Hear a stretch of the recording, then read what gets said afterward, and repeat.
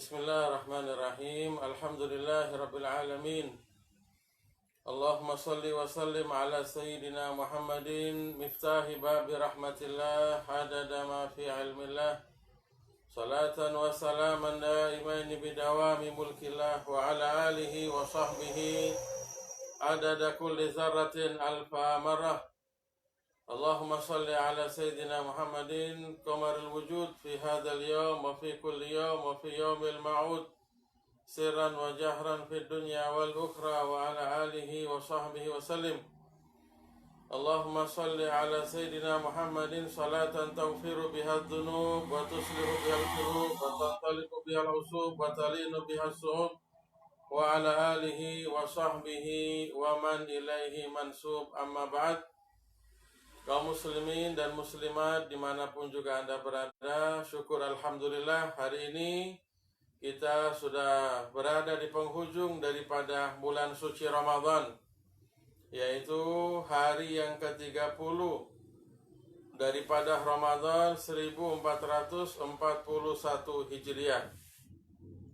Mudah-mudahan amal ibadah kita, puasa kita, sholat kita, zakat kita, sedekah kita, seluruh amal-amal ibadah kita diterima, dikabulkan, disempurnakan, diangkat oleh Allah Subhanahu wa Ta'ala. Amin.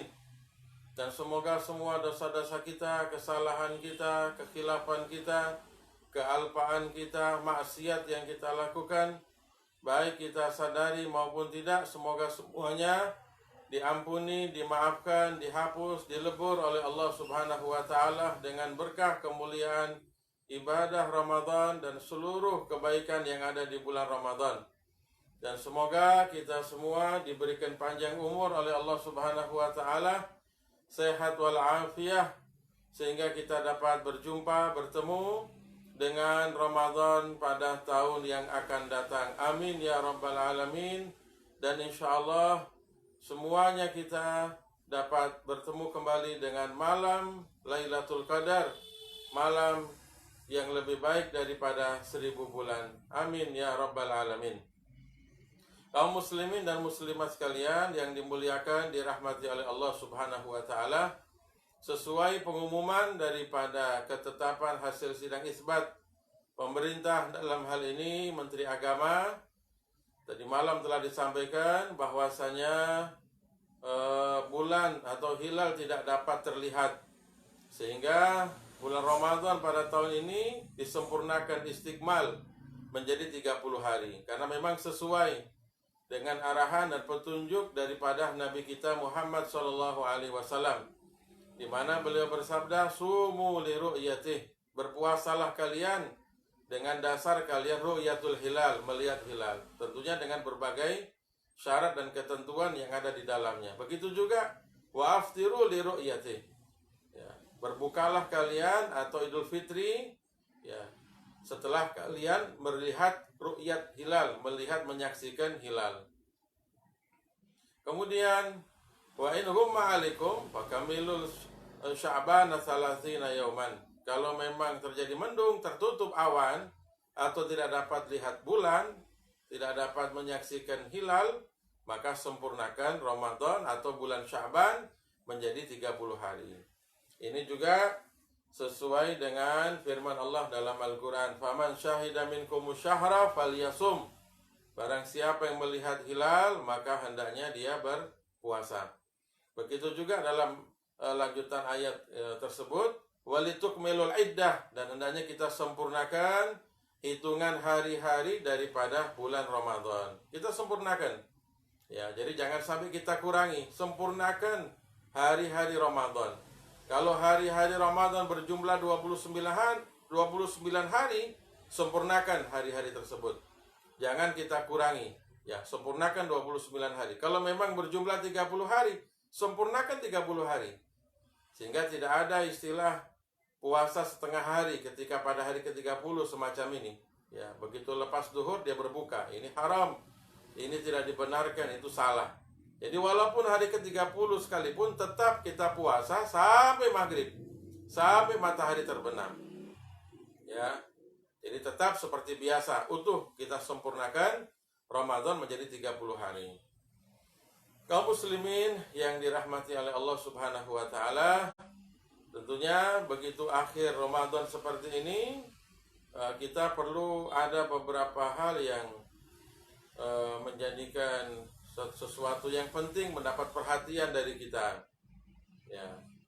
Karena boleh jadi kita jarang-jarang ketemu dengan momen semacam ini, paling-paling setahun satu kali. Sehingga perlu ada evaluasi, perlu ada pencerahan dan lain sebagainya. Sekiranya bisa menambah pemahaman kita, mengingatkan kita kembali, mereview, merefresh pengetahuan kita, serta tentunya bisa memotivasi kita untuk memanfaatkan dalam momen ini kebaikan apa yang bisa kita lakukan, sehingga kita tidak terlewatkan sedikit pun terhadap kebaikan-kebaikan yang sudah dipersiapkan oleh Allah Subhanahu wa taala bagi kita hamba-hambanya, melainkan kita bisa mengambil dan meroleh daripada kebaikan itu.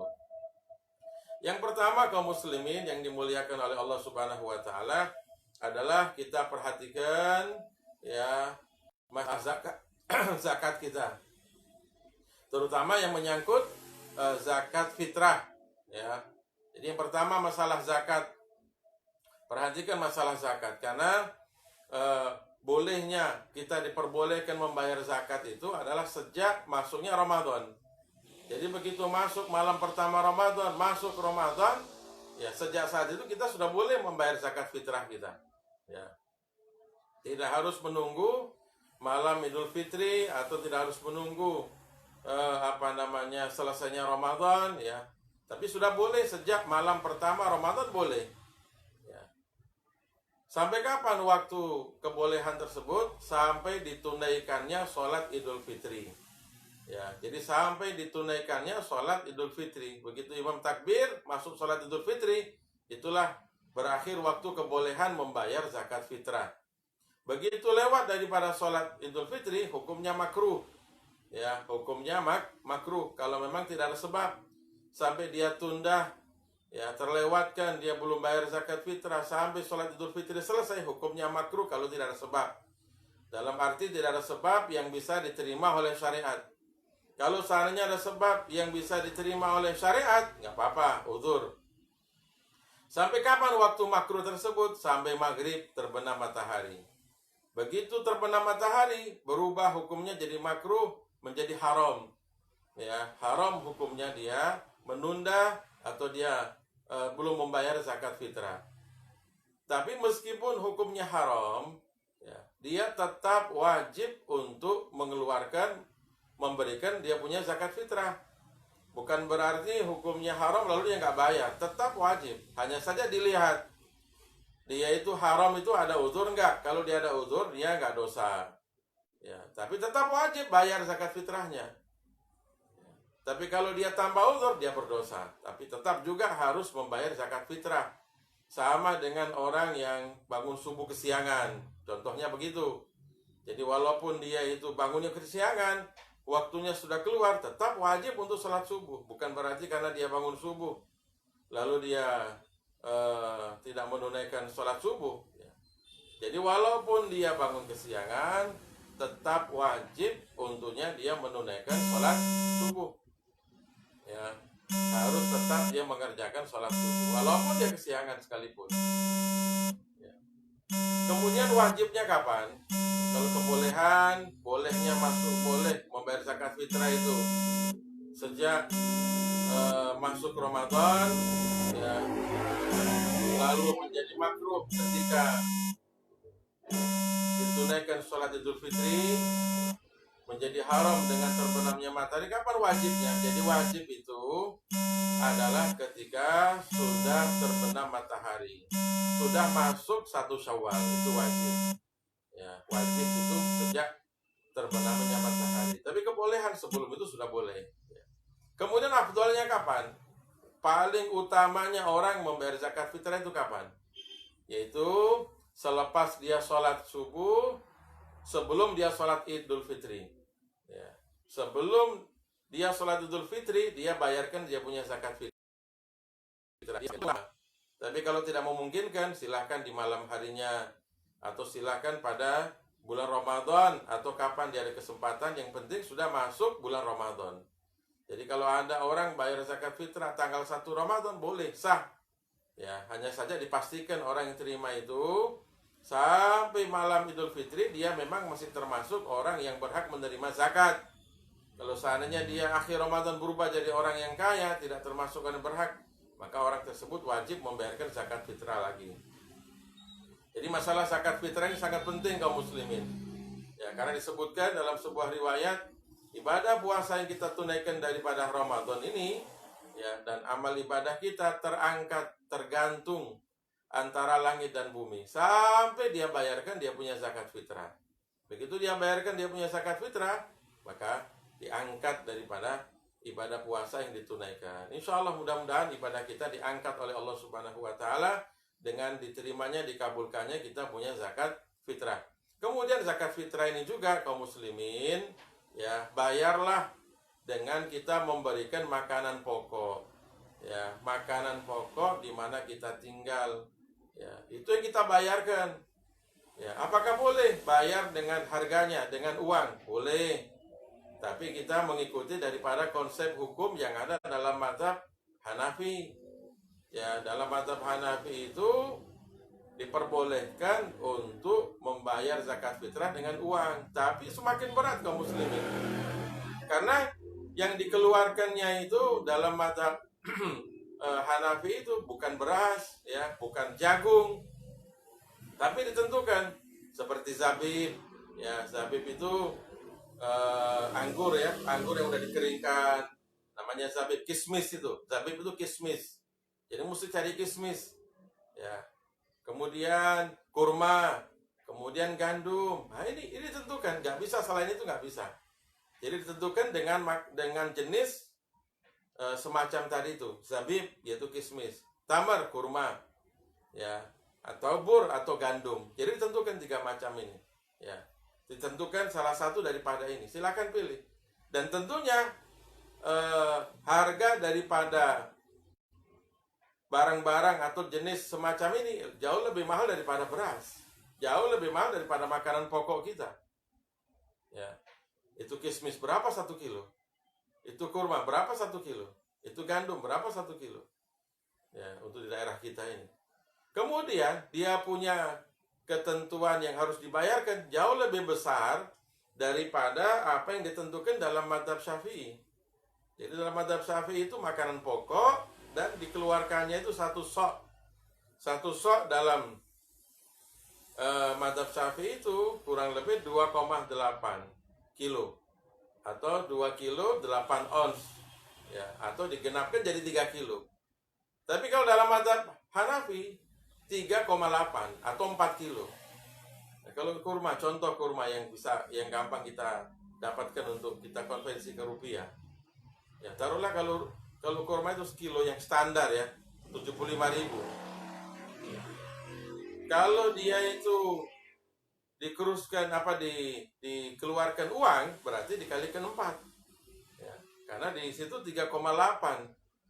Ketentuan dalam mazhab Hanafi itu membayarkan itu bukan 2,8 atau bukan 3 kilo, tapi 3,8 atau 4 kilo. Jauh lebih berat, jauh lebih banyak daripada mazhab Syafi'i. Ya, jadi kalau mau dipikir lebih berat ketika orang membayarkan zakat fitrah dengan uang itu, lebih memberatkan daripada dia membayarkan dengan makanan pokok. Lebih memberatkan. Ya. Jadi kalau 75 dikali 4, ya, 75 kali 4 berapa? 300.000. Ya, 300.000 orang mazhab Hanafi membayar zakat ketika mereka akan membayarkan dengan uang. Ya, kalau kita ingin ikut, ya kita ikut secara keseluruhan.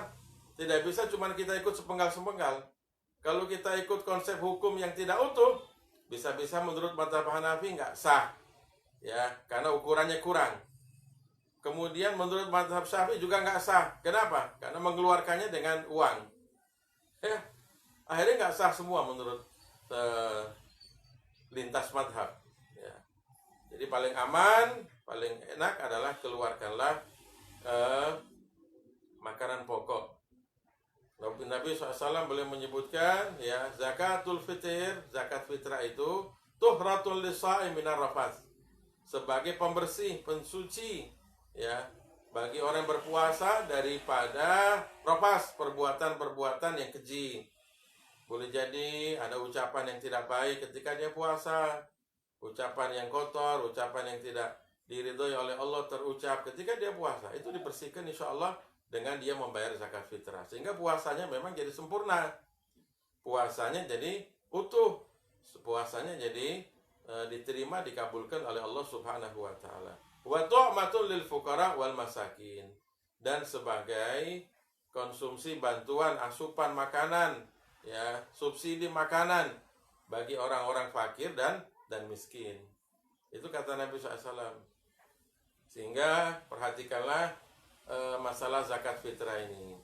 Kemudian saya sampaikan bahwasanya zakat fitrah ini wajib, ya, atas setiap jiwa yang menemui Ramadan dan Syawal, walaupun sebagian.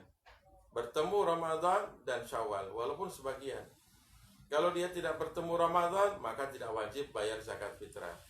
Ya, contohnya gimana? Bayi lahir setelah maghrib di akhir Ramadan, maka nggak wajib.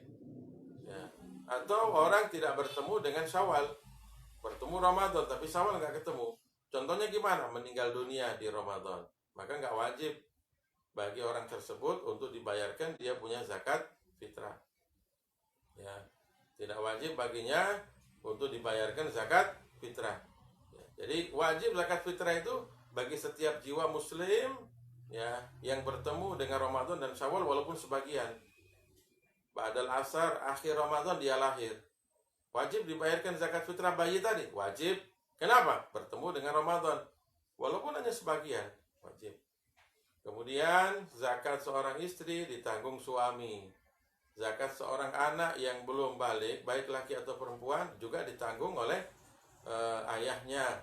Begitu juga kalau sudah balik tapi dia ada uzur, dia cacat atau dia nggak bisa kerja, ya, masih ditanggung oleh sang ayah. Nanti ayahnya yang meniatkan. Ketika ayah menanggung atau suami menanggung zakat istri, ayah menanggung zakat anaknya, nanti ayahnya atau suami yang niat untuk zakat mereka. Ya, sehingga cara niatnya yang gampang adalah itu zakat, itu beras dikumpulkan bisa. Ya, walaupun dicampur jadi satu nggak apa-apa. Seandainya satu jiwa 3 kilo lah taruh. Lebih baik dilebihkan kaum muslimin, jangan kurang. Walaupun ada pendapat menyebutkan kurang dari 2,8 kilo, ya nggak apa-apa. Tapi lebih aman kita ambil yang lebih. Ya, 2,8. Tapi kita kasih lebih, 3 kilo, nggak apa-apa lebih. Ya, jangan khawatir kita jadi bangkrut. Jangan khawatir kita jadi miskin karena melebihkan ketika kita membayar zakat fitrah. Insya Allah aman. Ya, tidak sampai mengurangi daripada harta benda yang kita miliki. Ya. Jadi lebihkan semakin bagus. 4 kilo boleh, nggak apa-apa. 5 kilo boleh, lebih nggak masalah. Ya, yang jadi masalah itu kalau kurang. Jadi taruhlah seandainya standar ya, ambillah 3 kilo. 3 kilo ayahnya, 3 kilo ibunya, 3 kilo anaknya. Ya, sudah dikumpulkan 3 kali 3, punya anak 1 seandainya, maka 9 kilo. Tidak apa-apa dicampur, nggak apa-apa. Atau sendiri-sendiri juga nggak apa-apa. Nanti diniatkan jadi satu. Ya, nawaitu an ukhrija zakat al-fitr an nafsi. Saya niat mengeluarkan zakat fitrah dari untuk diriku. Ya, wa amman yalzamuni nafaqatuhum syar'an fardhan lillahi ta'ala. Dan juga saya niat mengeluarkan zakat fitrah terhadap orang-orang yang wajib nafkahnya atasku secara syariat, fardu lillahi ta'ala. Ya. Jadi saya niat mengeluarkan zakat fitrah, ya, untuk diriku dan untuk segenap orang yang nafkahnya di bawah tanggung jawabku secara syariat, fardu lillahi ta'ala. Jadi niat, jangan sampai lupa membagi beras, lupa dia niat. Atau dia serahkan ke panitia pengumpul zakat juga bisa. Jadi itu berasnya diniatin dulu, ya, baru setelah itu diserahkan, disampaikan kepada panitia tadi, saya wakilkan kamu untuk mendistribusikan, menyalurkan zakat saya. Atau dia membawa beras, dia belum niat, nanti diwakilkan kepada panitia untuk niat, ya, dan untuk membagikan, itu juga bisa. Ya. Jadi dalam pembagian zakat fitrah tadi saya sampaikan, keluarkan makanan pokok. Termasuk juga panitia UPZ, ya, siapkan beras supaya ketika orang datang dia tidak bawa beras, bisa beli daripada panitia OPZ. Jadi panitia OPZ siapkan beras. Jadi siapkan modal, nanti jual beras. Ketika ada orang datang mau bayar zakat fitrah, diarahkan dulu. Coba beli beras dulu. Ini berasnya ada. Beli beras dulu. Ya, tentunya kualitas yang disiapkan juga kualitas yang standar, ya, atau yang di atas nggak apa-apa. Jangan lalu kualitas yang di bawah. Jangan sampai hari-hari tiap hari dia makannya beras yang super win yang bagus. Tapi giliran mau bayar zakat fitrah cari beras yang paling murah. Ini nggak benar. Ya, usahakan minimal sama atau sesuai dengan standar. Ya. Jadi begitu orang tadi akan bayar zakat fitrah, tadi dia sudah membeli beras, baru dia niatkan, baru diserahkan ke panitia untuk menyalurkannya sebagai wakil daripada orang yang wajib untuk membayar zakat fitrah tadi. Kemudian berkaitan juga dengan zakat fitrah, ya, yang perlu untuk diperhatikan adalah menyerahkannya, ya, kepada orang yang memang berhak, kepada orang yang berhak untuk menerima. Ya, jangan kita menyerahkan kepada orang yang tidak berhak. Ya, yang berhak itu 8 golongan, salah satu dari 8 itu. Apakah boleh diberikan kepada imam masjid? Ya, boleh, apabila imam masjid itu termasuk salah satu golongan dari 8 golongan yang berhak menerima. Apakah boleh diberikan kepada ustadz atau guru? Boleh, apabila ustadz atau guru tadi itu termasuk salah satu, ya, golongan yang 8 yang berhak menerima zakat. Ya, jadi dilihat dulu mereka itu apakah mereka itu termasuk di golongan yang salah satu golongan 8 berhak menerima atau tidak. Kalau tidak, maka tidak berhak. Ya, jangan lalu imam masjid atau ustadz, dia orang yang cukup, orang yang tidak berhak menerima, tapi diberikan zakat fitrah. Ini hati-hati, bisa-bisa nanti zakatnya tidak sah. Begitu juga zakat mal. Ya, zakat mal juga hati-hati, memberikan itu harus sesuaikan.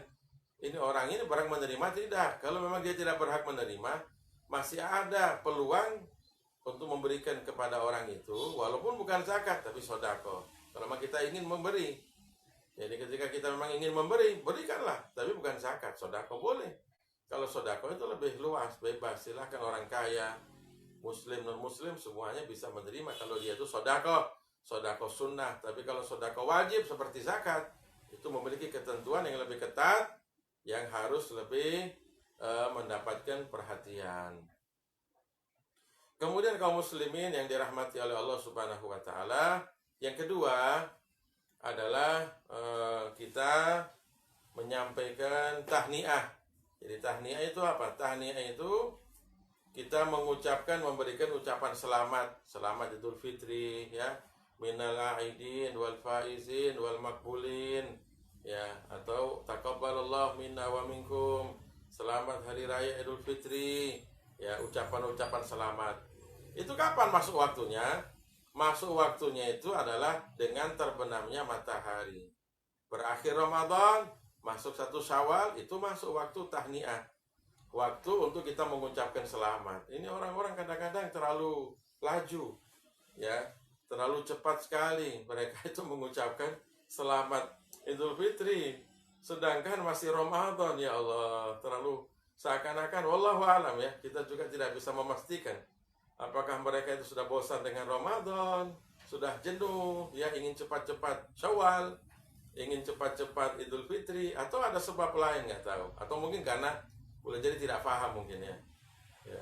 Bagaimana seandainya ada pasien masih dirawat di ICU, udah kita datang ucapkan innalillahi wa inna ilaihi rajiun a'dzamallahu ajrakum. Ya, ini bisa jadi masalah. Ini pasien orang tua masih di ICU udah diucapkan berita duka, ucapan selamat duka. Ya, ini nggak benar. Belum meninggalkan, orang itu belum meninggal. Begitu juga Ramadan, belum meninggalkan kita. Jangan kita ucapkan Idul Fitri. Itu adab, ya. Itu tata krama. Ya, semacam itu. Jadi kapan masuk waktunya? Masuk waktunya adalah dengan terbenamnya matahari. Begitu terbenam matahari, maghrib, ya, berakhir Ramadan, masuk 1 Syawal, baru kita ucapkan minal aidin wal faizin. Kita ucapkan selamat Idul Fitri dan seterusnya. Itu waktunya, ya. Walaupun kalau memang ada yang menyalahi daripada itu, wallahu a'lam bishawab, ya, nggak tahu gimana. Jadi sunnahnya adalah setelah masuknya waktu 1 Syawal, begitu masuk waktu maghrib terbenam matahari baru disunahkan kita tahniah. Sebab jangan sampai kita terlalu cepat mengucapkan tahniah Idul Fitri, bisa-bisa mengarahkan kita punya hati dan pikiran itu memalingkan daripada Ramadan, menciptakan opini seakan-akan kita itu sudah tidak menghendaki lagi Ramadan, dan ini termasuk dosa besar. Orang yang berangan-angan cepat berlalunya Ramadan termasuk dosa. Bahkan sebagian orang mengatakan dosa besar. Ingin cepat berlalu. Kapan Ramadan berakhir? Ya, terlalu lama ini Ramadan. Ini bisa dosa. Bahkan sebagian orang mengatakan dosa besar. Tidak boleh berangan-angan, berharap-harap cepat berlalunya Ramadan. Karena Ramadan penuh keberkahan, Ramadan penuh kebaikan, lalu dia memalingkan dia punya hati daripada hal itu. Jadi tahniah yang kedua, ya. Kedua, tahniah, kita saling mengucapkan selamat, taqabbalallahu minna minkum, ya, selamat. Kemudian yang ketiga adalah takbiran, ya, takbiran itu sunnah, ya. Allahu Akbar, Allahu Akbar, Allahu Akbar, la ilaha illallah, wallahu akbar, Allahu Akbar, walillahil hamd. Diulang 3 kali. Itu sunnah. Laki perempuan, tapi perempuan tidak usah keraskan suara, ya. Dimanapun juga. Tidak harus di jalan, tidak harus dengan kendaraan ribut-ribut dan lain sebagainya, bising dan lain sebagainya. Bukan. Ya, tidak harus menggunakan pengeras suara dan lain sebagainya. Takbir.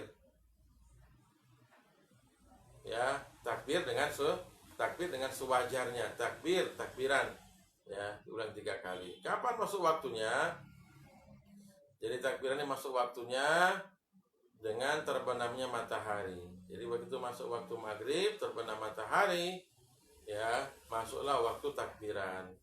Ya, masuk waktu takbiran. Namanya takbir mursal. Ya, takbir mursal itu takbir yang bebas, tidak terikat dengan waktu sholat. Ya, sampai kapan? Sampai masuk pada sholat Idul Fitri.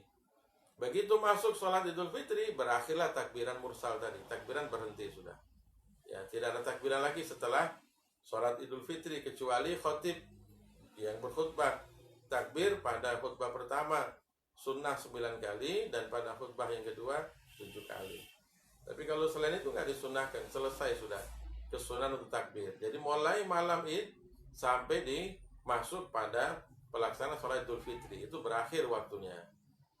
Kalau takbir muqayyad seperti takbir setelah sholat itu hanya ada pada Idul Adha, ya, yaitu mulai sejak hari Arafah waktu subuh sampai asar pada hari terakhir tasyrik. Jadi itu cukup lama. Kalau takbir muqayyad, takbir yang dilakukan setelah sholat, apakah sholat wajib 5 waktu ataupun sholat sunnah, takbiran. Namanya takbir muqayyad, takbir yang dilakukan setelah sholat. Itu adanya pada bulan Zulhijjah, bukan pada bulan Syawal. Jadi kalau di bulan Syawal ini takbir mursal, bebas, ya. Tapi kalau takbir muqayyad pada Zulhijjah, mulai tanggal 9 subuh, selepas sholat subuh tanggal 9 takbiran, sampai asar tanggal 13 hari terakhir tasyrik. Jadi cukup lama, 9, 10, 11, 12, 13, 5 hari takbiran terus. Ketika takbiran di bulan Zulhijjah. Tapi kalau takbiran di bulan Syawal singkat, ya. Bahkan kalau takbiran di bulan Dzulhijjah setelah sholat Idul Adha masih bisa takbiran. Jadi begitu selesai salam dari sholat Idul Adha, takbiran masih boleh, sunnah, nggak apa-apa. Sebelum khutbah takbiran dulu, nggak apa-apa. Tapi kalau setelah sholat Idul Fitri tidak perlu, tidak disunnahkan takbiran, ya, tidak perlu untuk takbiran. Jadi disunnahkan untuk takbiran, ya. Sekali lagi, takbiran di rumah kita, di mana saja boleh, tidak harus atau tidak disyaratkan, ya, menimbulkan suasana bising atau mengganggu orang lain dan sebagainya. Sesuai, ambillah suasana yang memang kondusif, yang ideal dan lain sebagainya. Kemudian yang keempat, ya, perkara yang perlu kita lakukan berkaitan dengan Idul Fitri, yaitu kita mandi sunnah. Ya, enggak, sebelumnya yang keempat, Ihya'ul Lail, ya, Ihya'ul Lail, ya, menghidupkan malam Idul Fitri. Ya, jadi kita hidupkan malam Idul Fitri. Ini sunnah, ini dianjurkan. Dihidupkan itu maksudnya gimana? Menghidupkan malam itu maksudnya adalah dengan kita ibadah. Ya, dengan ibadah. Seperti apa ibadah? Ya, sholat sunnah. Kan tarawih udah nggak ada. Ya, tarawih nggak ada. Tapi sholat ba'diyah isya ada. Sholat witir ada. Ya, sholat tahajud ada. Sholat tasbih ada. Sholat hajat ada.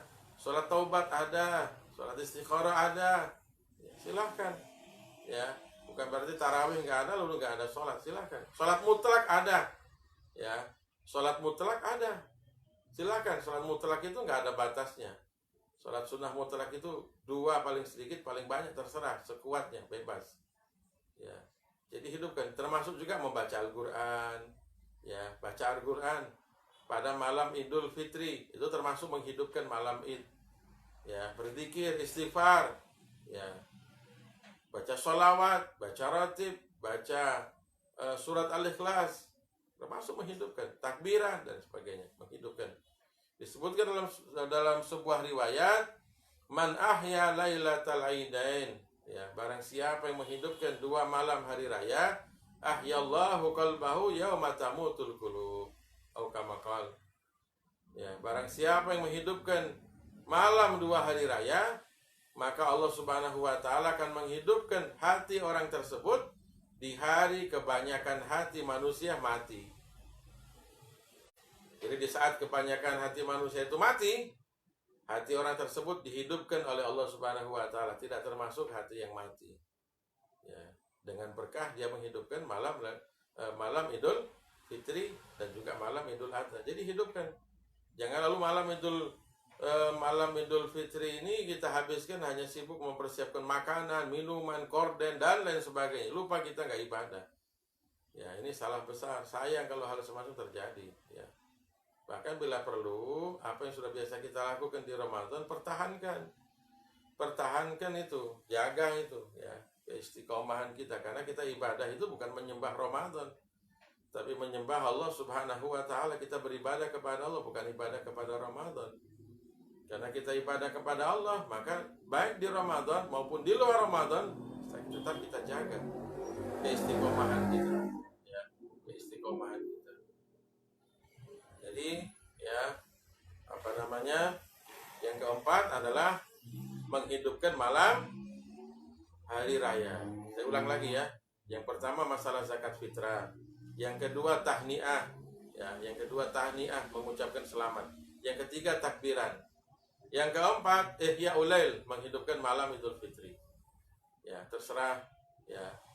Minimal, paling minim kita sholat maghrib, isya jamaah, subuh jamaah. Paling minim itu. Kalau bisa lebihkan daripada itu dengan sholat-sholat sunnah dan bacaan Al-Quran. Kemudian yang kelima, ya, dengan kita mandi sunnah. Jadi disunnahkan bagi kita itu untuk mandi. Ya, mandi sunnah Idul Fitri, mandi sunnah Idul Fitri. Jadi disunnahkan untuk mandi. Ya, disunnahkan untuk mandi yang kelima. Kapan masuknya waktu mandi ini? Masuk waktunya itu adalah pertengahan malam. Jadi begitu pertengahan malam sudah masuk waktu untuk mandi sunnah. Mandinya sama dengan mandi-mandi biasa, ya. Bahkan bisa dibilang sama dengan mandi wajib, hanya saja beda niat. Jadi niatnya diniatkan, saya niat mandi sunnah Idul Fitri. Ya, saya niat mandi sunnah Idul Fitri. Nawaitul ghusl masnun li'idul fitri. Ya, saya niat mandi sunnah Idul Fitri. Cukup niat begitu. Ya, masuk waktunya kapan? Ya, sejak pertengahan malam. Jadi kalau pertengahan malam jam 12, berarti jam 12 sudah bisa mandi. Jam 1 boleh, jam 2 boleh, jam 3 boleh. Ya. Lebih paling utama ketika kita akan pergi sholat Id, nah itu lebih afdal. Tapi kalau tidak sebelumnya boleh, walaupun sebelum subuh boleh, sudah masuk waktunya. Ya, mandi sunnah Idul Fitri. Usahakan kerjakan itu mandi sunnah. Alirkan air kepada seluruh tubuh kita, baik rambut, kulit, semuanya alirkan air. Itu sunnah. Ya, mandi sunnah Idul Fitri, amalkan itu. Kemudian yang keenam, ya, setelah kita selesai sholat subuh, perbanyak istighfar. Ya, perbanyak istighfar. Ada keterangan menyebutkan ya dalam kitab Kanzun Najah was Surur disebutkan di sana, barang siapa yang beristighfar 100 kali setelah sholat subuh, diampuni dosa-dosanya oleh Allah Subhanahu wa taala. Jadi amalkan. Astagfirullah, astagfirullah, astagfirullah, astagfirullah, astagfirullah. Paling-paling butuh waktu 5 menit. Ya, diampuni dia punya dosa-dosa semua. Diamalkan itu setelah sholat subuh, baca istighfar ya 100 kali. Kemudian setelah selesai sholat subuh, sebelum dia itu pergi untuk sholat id, ya disunahkan, dianjurkan, ini yang ketujuh ya. Yang ketujuh, ya dianjurkan, disunahkan baginya adalah untuk makan atau minum walaupun sedikit. Tapi disunahkannya kalau bisa beberapa butir kurma, ya 1 atau 3 atau 5, ya. Yang jelas setelah sholat subuh, sebelum dia sholat id, dia seakan-akan membatalkan puasa, tidak memberlakukan dirinya seperti orang puasa, ya, tidak memberlakukan dirinya seperti orang puasa, tapi memberlakukan dirinya seperti orang sudah buka, habis sholat subuh, habis semua selesai, ya, maka dia makan dan minum walaupun ada sedikit. Kemudian yang ke-8 ya, yang perlu diperhatikan sebagai amalan di dalam rangka Idul Fitri adalah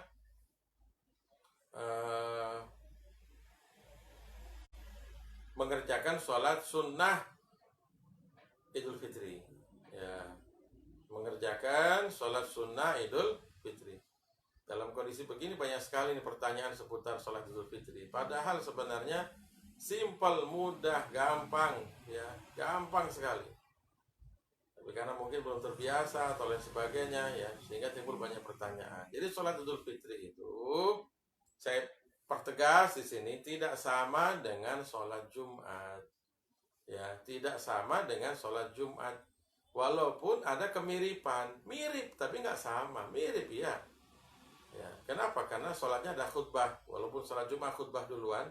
Sholat Idul Fitri, sholat dulu baru khutbah. Mirip, tapi nggak sama. Jadi tidak disyaratkan apa yang ada pada sholat Jumat lalu ada sama sholat Idul Fitri, tidak. Jadi sholat Idul Fitri itu bisa dibilang sama dengan sholat-sholat sunnah yang lain, 2 rakaat, ya, dikerjakan dua rakaat, ya. Hanya ada beberapa sunnah, ya, ada beberapa sunnah yang perlu diperhatikan. Jadi kapan masuk waktunya? Masuk waktunya sholat Idul Fitri itu dengan terbitnya matahari pada tanggal 1 Syawal, ya. Terbit matahari masuk waktu sholat sunnah Idul Fitri, ya, begitu juga Idul Adha.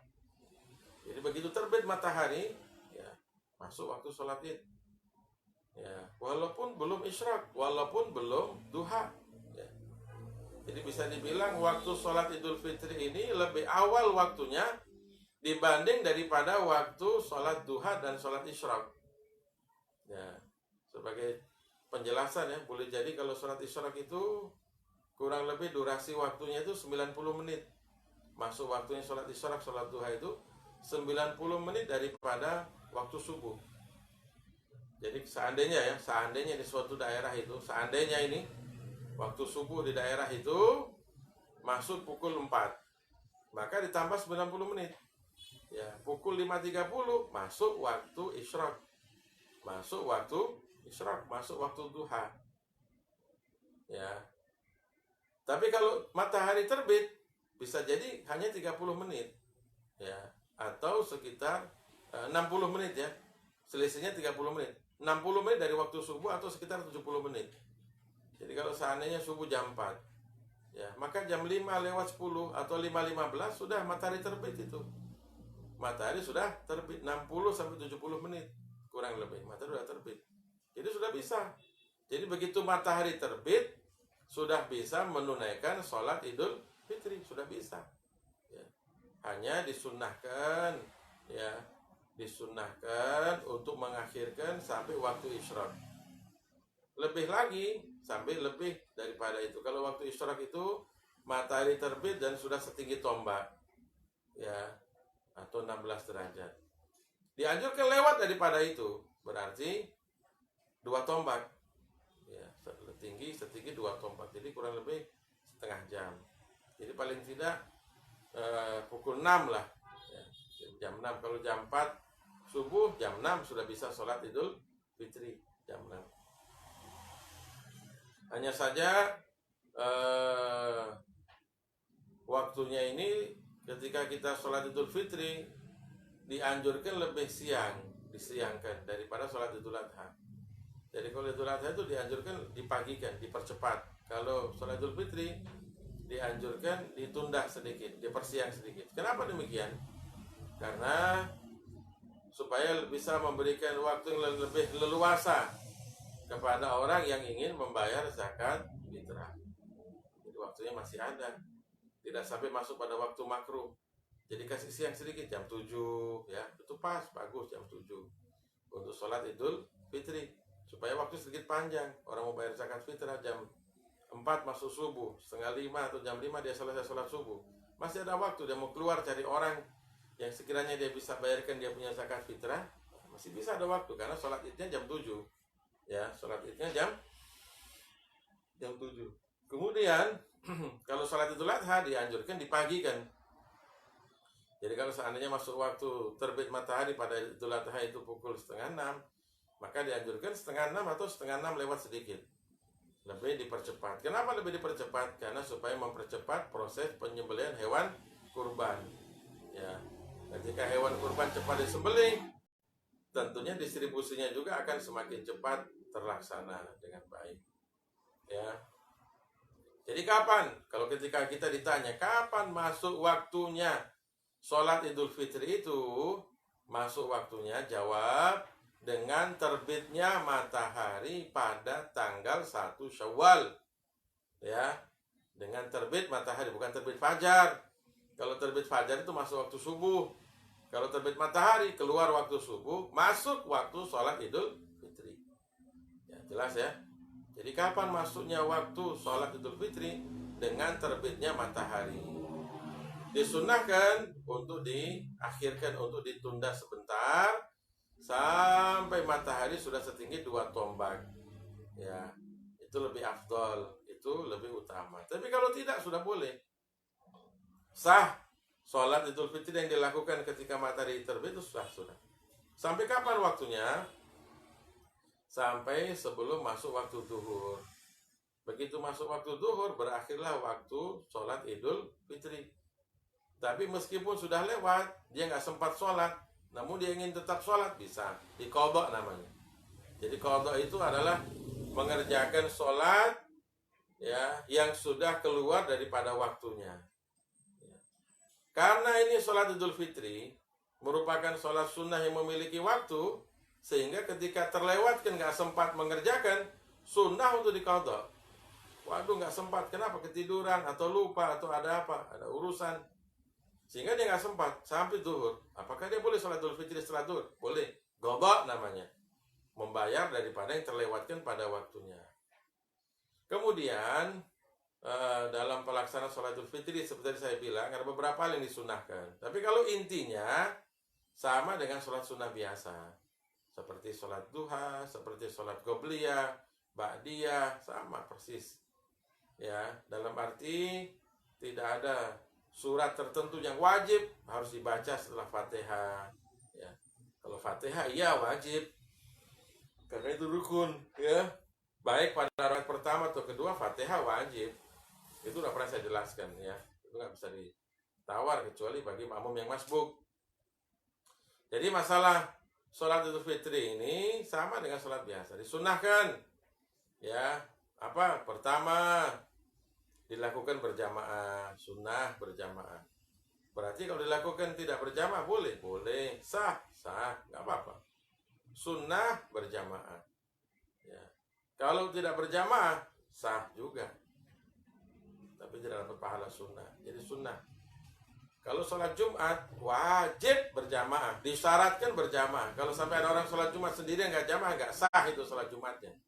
Tapi kalau sholat Idul Fitri tidak sama dengan Jumatan. Tadi saya sudah bilang. Kalau sholat Idul Fitri itu tidak sama dengan sholat Jumat. Jadi sholat Jumat itu sunnah berjamaah. Yang kedua, ya, sunnah untuk melakukan takbir setelah takbiratul ihram. Pada rakaat pertama 7 kali. Ya.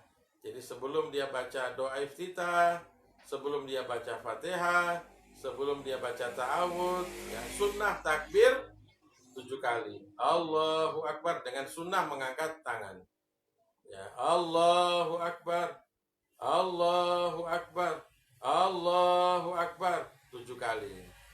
Ya, sunnah. Kalau rakaat kedua, sunnah baca takbir 5 kali. Allahu Akbar. Ya, selain daripada takbir ketika dia bangun dari sujud. Kalau rakaat pertama, selain daripada takbiratul ihram. 7 kali rakaat pertama, 5 kali rakaat kedua. Ya, itu sunnah. Bagaimana kalau seandainya orang sholat Idul Fitri tidak pakai takbir 7 kali dan 5 kali pada rakaat pertama dan kedua? Apakah sah? Sah, nggak apa-apa. Atau dia rakaat pertama ingat takbir 7 kali, rakaat kedua lupa, bagaimana? Apakah sah? Sah. Apakah ketika lupa disunahkan untuk sujud sahwi? Tidak, nggak disunahkan, nggak apa-apa. Ya. Bagaimana kalau seandainya dia lupa sampai lebih dari 7 kali? Nggak apa-apa, nggak apa-apa. Yang penting karena lupa, sunnahnya 7 kali. Bagaimana kalau kurang dari 7 kali karena dia lupa atau salah hitung? Nggak apa-apa, sah. Ya, jadi 7 kali takbir pada rakaat pertama, 5 kali takbir pada rakaat kedua itu hukumnya sunnah. Kalaupun dia tidak bertakbir juga, sholatnya tetap sah. Ya, jangan menyebabkan kita galau, bingung, risau dan sebagainya. Enggak.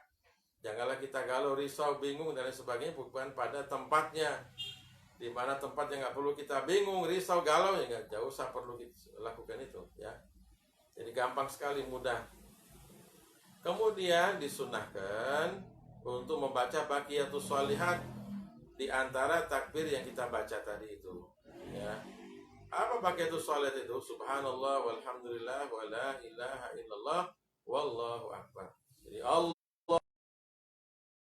Subhanallah walhamdulillah wa la ilaha illallah wallahu akbar. Allahu akbar. Subhanallah walhamdulillah wa la ilaha illallah wallahu akbar. Sunnah. Hukumnya sunnah. Ya. Kemudian disunnahkan setelah baca Fatihah pada rakaat pertama membaca surat Al-A'la. Sabbihisma rabbikal a'la. Rakaat kedua setelah selesai Fatihah membaca surat Al-Ghashiyah. Hal ataka hadithul Ghashiyah. Kalaupun seandainya tidak baca surat Al-A'la, baca surat yang lain, apakah boleh? Boleh, nggak apa-apa. Rakaat kedua setelah Fatihah nggak baca Al-Ghashiyah, baca surat yang lain, apakah boleh? Boleh. Apakah sah? Sah. Itu sunnah, nggak apa-apa. Jangan menyebabkan kita bingung.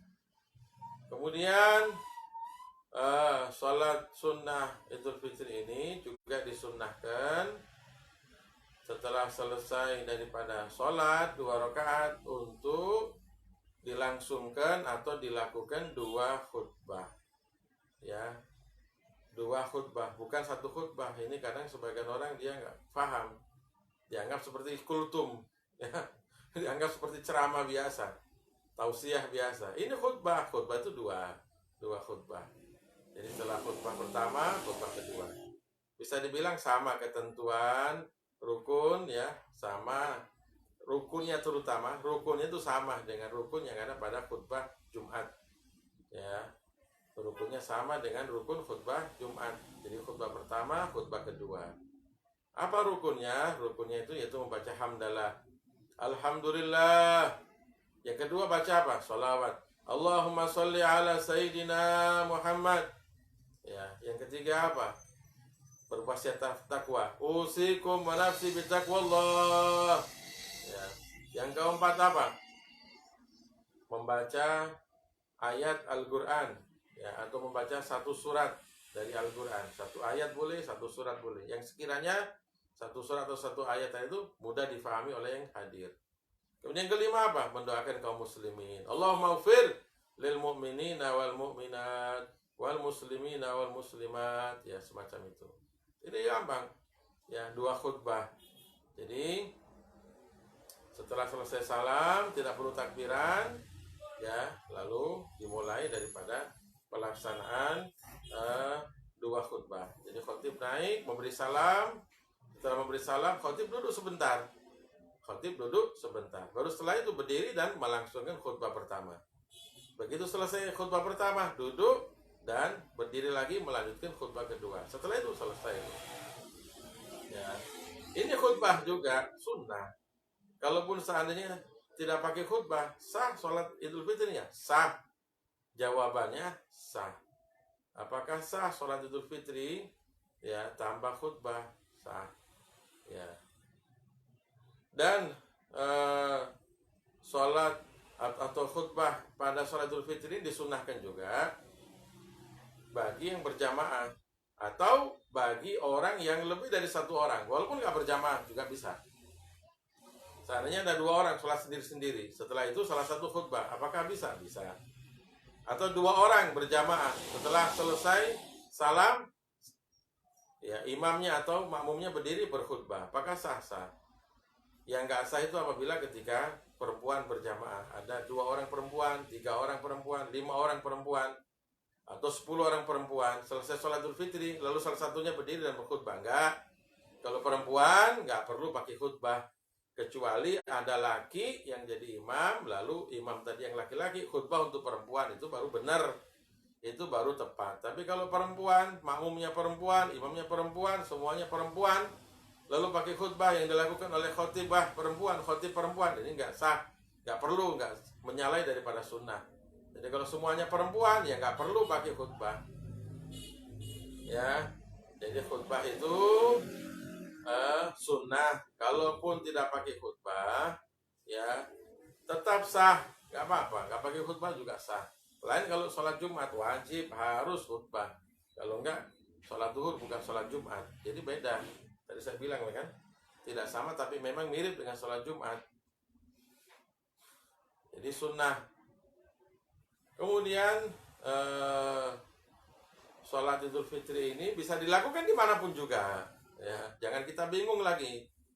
Apa boleh dilakukan di rumah? Apa boleh dilakukan di ruang tamu? Apa boleh dilakukan di aula?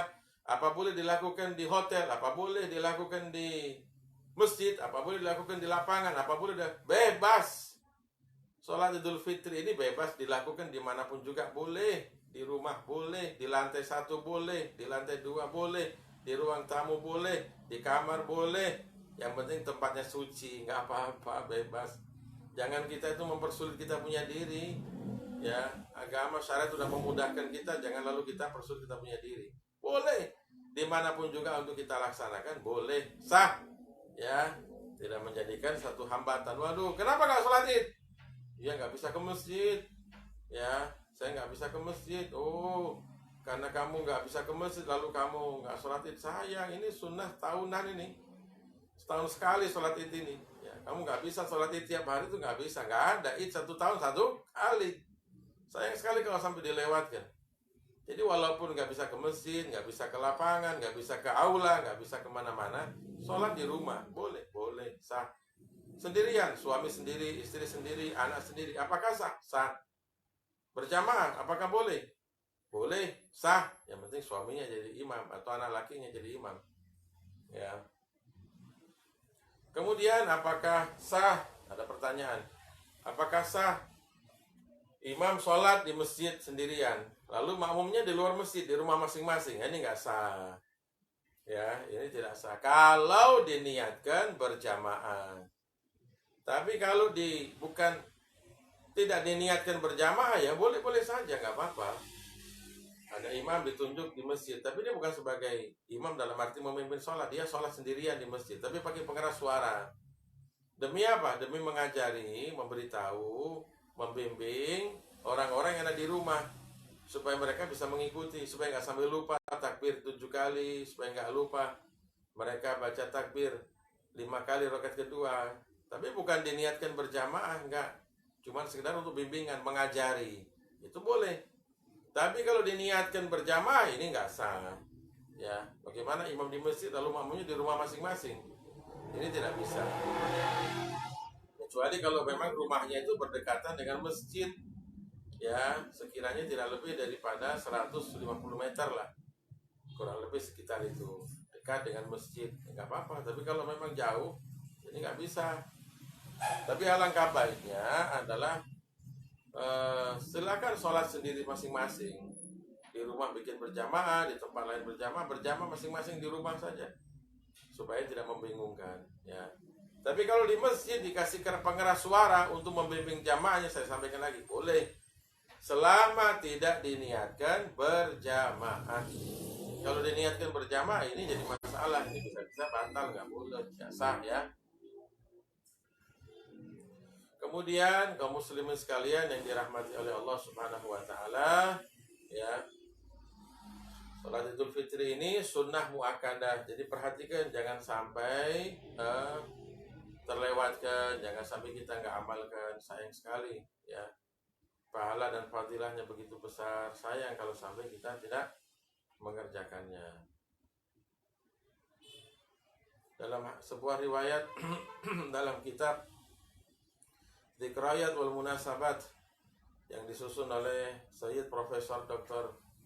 Al-Imam Muhammad bin Alwi Al-Maliki rahimahullah ta'ala rahmatul abrar, dalam karya beliau tersebut menjelaskan, ya, idza kana yaumu Idul Fitr waqafatil malaika ala abwabit turuq, apabila datang hari raya Idul Fitri,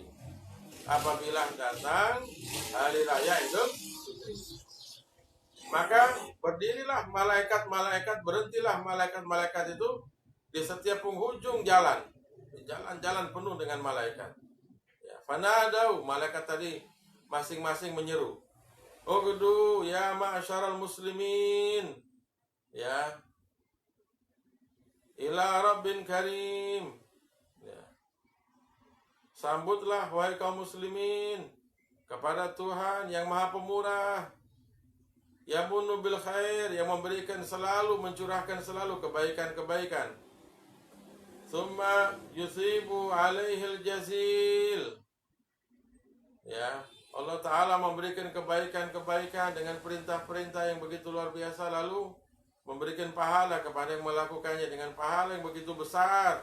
Itu malaikat menyerukan semacam itu.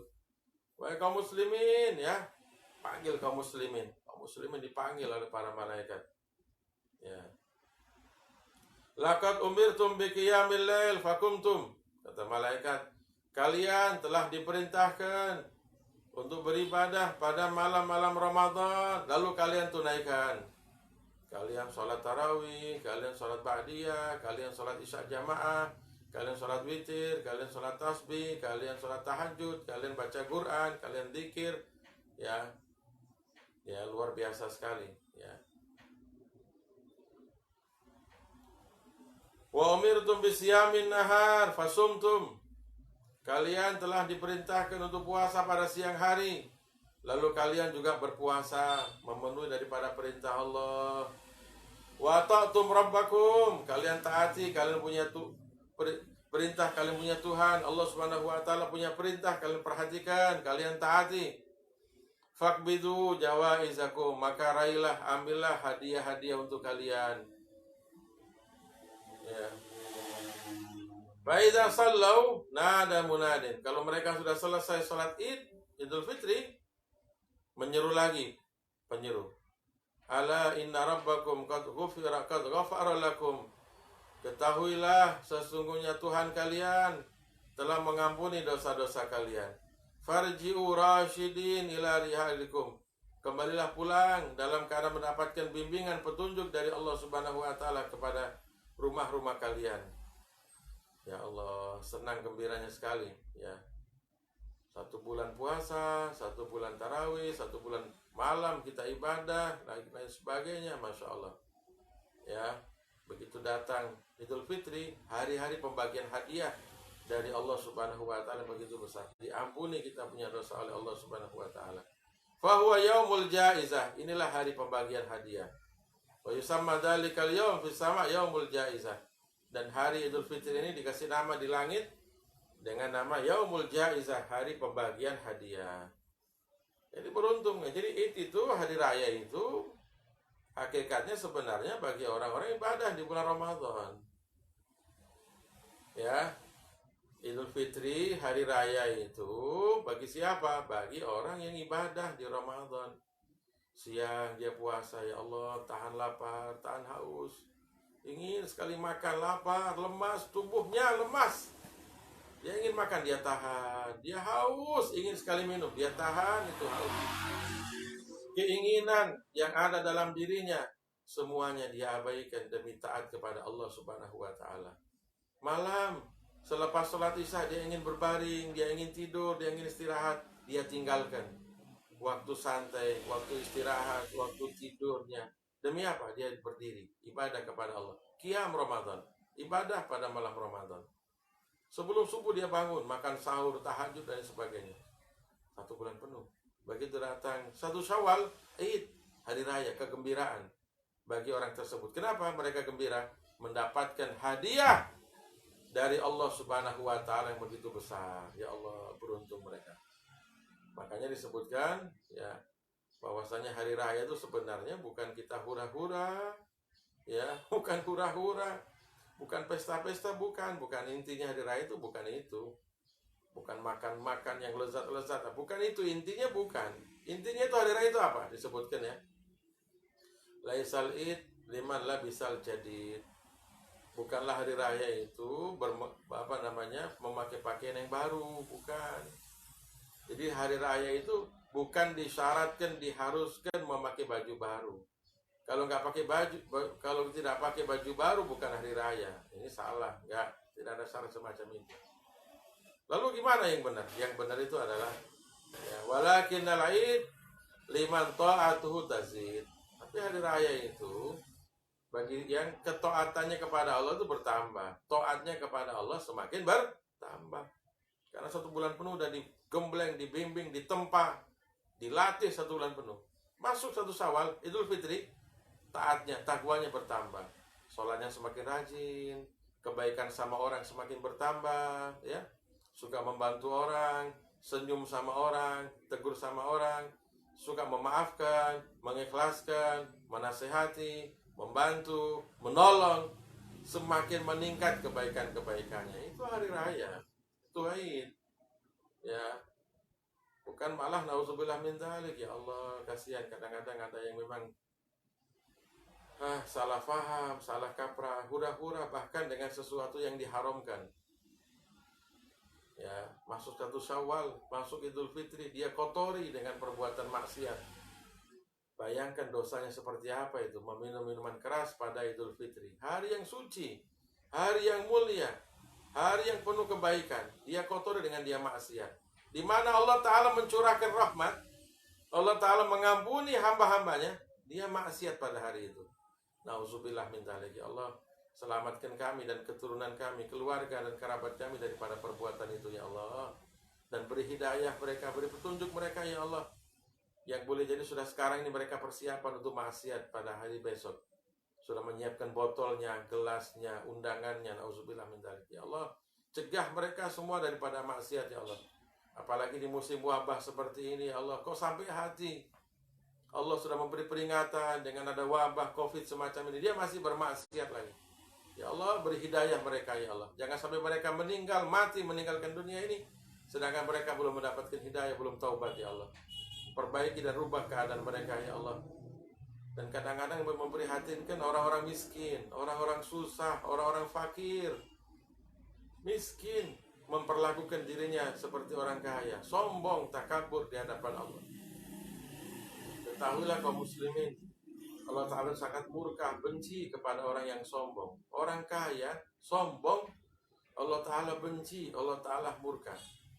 Ketahuilah, Allah lebih marah, Allah lebih benci, Allah lebih murka kepada orang miskin yang sombong. Miskin, sombong. Miskin, sombong. Miskin, maksiat. Orang kaya maksiat, Allah Ta'ala marah, Allah Ta'ala murka. Orang miskin maksiat, Allah lebih murka lagi. Nauzubillah min dzalik. Jadi kadang-kadang orang-orang susah, sudah ibadahnya kurang, bukan lagi pas ya, kurang dari pas. Ya kalau masih pas masih mending, ini kurang dari pas. Begitu datang hari Idul Fitri yang begitu suci dan mulia, dia bermaksiat, mengkonsumsi khamar, minuman keras, bikin pesta dengan hal-hal yang diharamkan. Nauzubillah min dzalik. Ya Allah, kami mohon dengan kemuliaan di penghujung Ramadan ini, ya Allah, beri petunjuk kepada kita dan mereka semua, ya Allah. Selamatkan kami dan keluarga dan keturunan daripada hal-hal yang Kau haramkan, ya Allah. Amin ya Rabb. Jadi sekali lagi, ya, hari raya itu bukan kita masalah pakaian, tapi masalah ketaatan kita perhatikan. Silakan disunahkan memakai baju yang baru kalau memang ada, tapi kalau tidak, pakaian yang ada seadanya, yang penting bersih, ya. Kemudian disebutkan juga laisal id liman tazayyana bil mat'um bit ta'am wal rukub, ya, bukanlah hari raya itu orang yang tajammal, yang memperindah dengan makanan dan kendaraan, tapi hari raya itu walakin nalid liman ghufirat lahu dzunub. Hari raya itu bagi orang yang diampuni dosa-dosanya, itu hari raya Id. Sehingga di hari di mana kita tidak bermaksiat kepada Allah, itu hari raya bagi kita. Ya, hari di mana kita tidak bermaksiat kepada Allah, itu hari raya bagi kita. Kaum muslimin sekalian yang dirahmati oleh Allah Subhanahu wa taala. Kemudian yang ke-9 ya, yang selanjutnya adalah kita disunahkan, dianjurkan selepas sholat Id, selepas khutbah, kita ikuti selesai kalau memang ada khutbah, kalau tidak juga nggak apa-apa. Ya, selesai daripada rangkaian sholat Idul Fitri, bacalah subhanallah bihamdi, subhanallah bihamdi, subhanallah bihamdi, ya, sebanyak 100 kali. Ya, subhanallah bihamdi, subhanallah bihamdi, subhanallah bihamdi. Berapa kali? 100 kali. Kemudian setelah selesai baca 100 kali, bacalah ya Rabb, ini atau itu sawabah ahlal kubur. Ya Allah, saya niat apa yang saya baca daripada tasbih sebanyak 100 kali ini, pahalanya saya hadiahkan kepada para ahli kubur minal muslimin wal muslimat, dimanapun juga mereka berada. Jadi saya ulang lagi, selesai rangkaian sholat Idul Fitri, bacalah subhanallah bihamdi, subhanallah bihamdi, subhanallah bihamdi. Berapa kali? 100 kali. Subhanallah bihamdi, subhanallah bihamdi, subhanallah bihamdi. Berapa kali? 100 kali.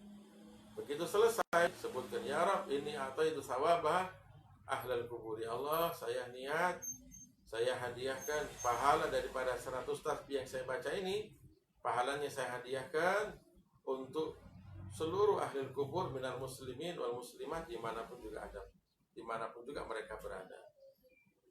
Maka disebutkan dalam kitab Kanzun Najah was Surur, la yabqa ahadun minal amwat illa yaqulu yaumal qiyamah.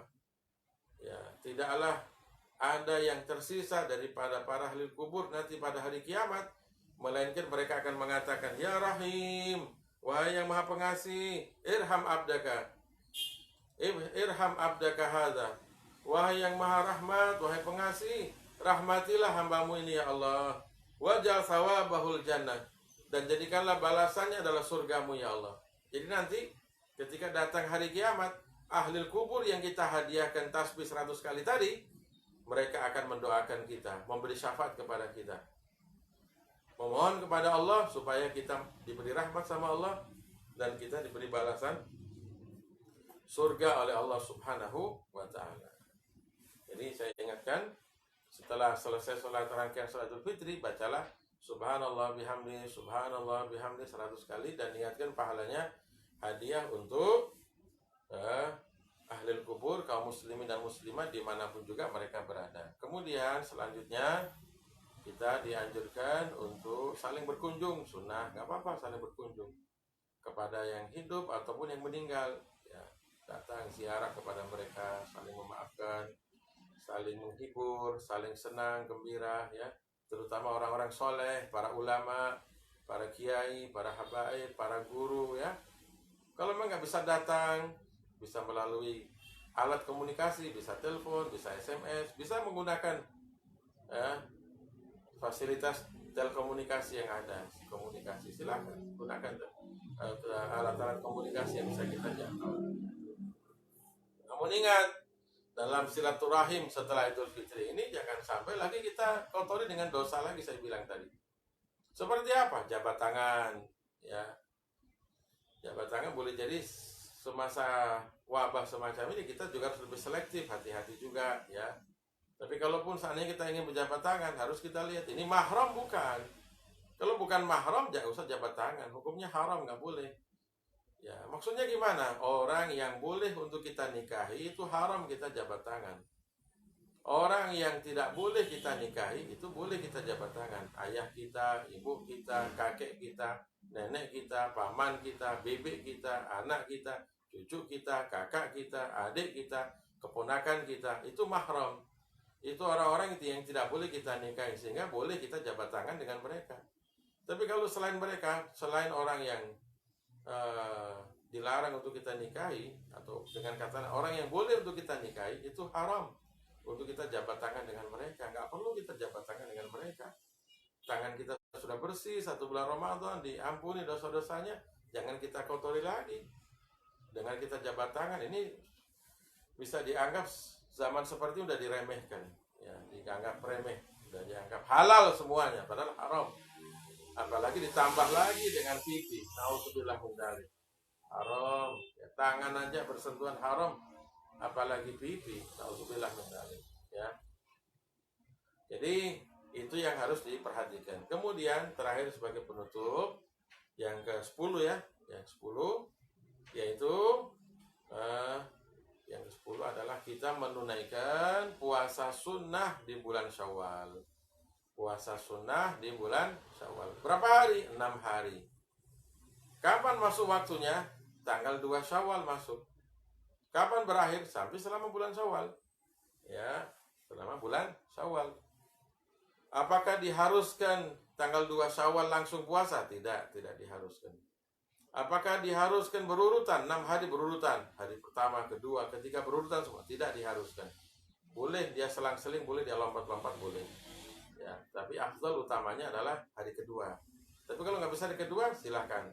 Afdalnya utamanya adalah berurutan. Tapi kalau nggak bisa berurutan, silahkan tidak berurutan juga boleh. Ya, disebutkan dalam hadis, man shoma Ramadan. Barang siapa yang puasa Ramadan, tsumma atba'ahu sittan min Syawal. Kemudian dia mengikuti puasa sunnah 6 hari di bulan Syawal. Kana lahu kasiyamid dahr au kama qala. Maka baginya diberikan pahala oleh Allah sama dengan orang yang puasa setahun, ya, sama dengan orang yang puasa selama 1 tahun. Dengan dia puasa 6 hari ini dilipat gandakan, Ramadannya jadi 10 bulan, ya, 6 hari yang dia lakukan kali 10, 60 hari 2 bulan, ya Allah, jadi setahun. Jadi sayang, usahakan kita puasa. Boleh Senin Kamis, ya silahkan. Boleh juga digabung dengan niat qadha puasa Ramadan. Boleh jadi di Ramadan punya hutang puasa, ya. Lalu ketika dia puasa sunnah Syawal, dia juga niat untuk niat qadha Ramadan. Apakah boleh? Boleh. Jadi ketika dia puasa digabung 2 niat. Pertama dia niat qadha puasa Ramadan, kedua dia niat puasa sunnah Syawal. Atau 3 niat. Karena ketika pada hari itu pas hari Senin. Jadi dia pertama niat, saya niat besok puasa wajib qadha puasa Ramadan. Kedua, saya niat juga menunaikan puasa sunnah bulan Syawal. Yang ketiga, saya niat untuk menunaikan puasa sunnah hari Senin. Jadi 1 puasa dengan 3 niat. Apakah sah? Sah. Boleh, boleh. Tapi syarat ketentuannya perhatikan. Yang wajib dahulukan, ya. Niatnya dahulukan. Ketika puasa wajib qadha tadi itu dahulukan niat wajibnya dulu, baru puasa sunnah. Ya, puasa wajibnya itu dahulukan. Jadi niatkan puasa yang wajib lebih dulu, baru setelah itu puasa yang sunnah. Jangan kita puasa sunnah duluan. Jadi niat puasa sunnah itu boleh, tapi belakangan. Jangan kita dahulukan puasa sunnah ketika kita akan sekaligus mengqadha niat qadha puasa Ramadan.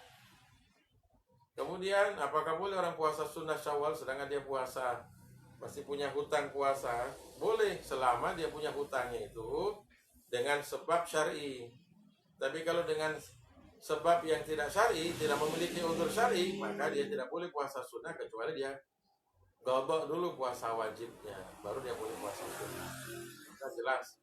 Ya, insyaallah apa yang kita kaji pada siang hari ini diberikan manfaat, keberkahan, dan menambah wawasan, memotivasi kita semua untuk dapat meningkatkan amaliyah ibadah kita yang begitu mulia dan istimewa. Sekali lagi saya ingatkan diri saya dan semua kaum muslimin, meskipun nanti kita sudah berpisah dengan bulan Ramadan, ingat, jadikanlah pribadi kita tetap pribadi hamba Allah yang soleh dan solehah, yang istiqomah dalam takwa dan taat kepada Allah Subhanahu wa Ta'ala, yang rajin dan semangat untuk beribadah kepada Allah, sehingga tidaklah kita meninggal, insya Allah kita berhasil membawa husnul khatimah.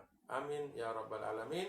Insya Allah kita semua panjang umur, sehat walafiat, dimudahkan rezeki kita, diluaskan rezeki kita, diberkahi dan dimudahkan segala urusan kita, dan insya Allah kita semuanya istiqomah dalam taat dan takwa ya kepada Allah Subhanahu wa Ta'ala. Keluarga kita menjadi keluarga yang sakinah, mawaddah dan rahmah, dan keturunan kita semuanya insya Allah menjadi anak-anak yang soleh dan solehah. Amin ya rabbal alamin. Kurang lebihnya mohon maaf apabila ada salah dan kata, dan insya Allah tidak ada halangan kajian kita dari kitab Akhlaqul Banin, tidak ada halangan, kita akan lanjutkan pada kesempatan berikutnya. Kurang lebih mohon maaf. Walafu minkum, usikum wa nafsi bitaqwallah, wallahu musta'an, wallahu muwafiq ila aqwamit thariq. Subhanakallahumma bihamdika, asyhadu an la ilaha illa anta, astaghfiruka wa atubu ilaik. Subhana rabbika rabbil izzati amma yasifun, wa salamun alal mursalin, walhamdulillahi rabbil alamin. Taqabbalallah minna wa minkum, taqabbal ya karim.